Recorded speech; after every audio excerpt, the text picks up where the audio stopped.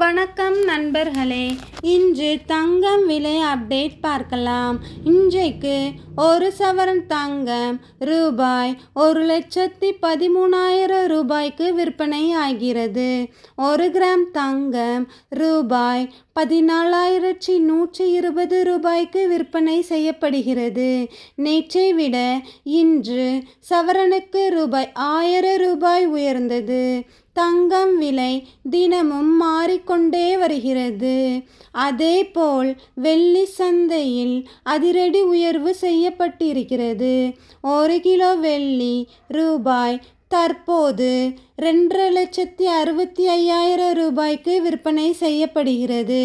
ஒரே நாளில் கிலோவுக்கு 5,000 ரூபாய் வரை அதிகரிப்பு.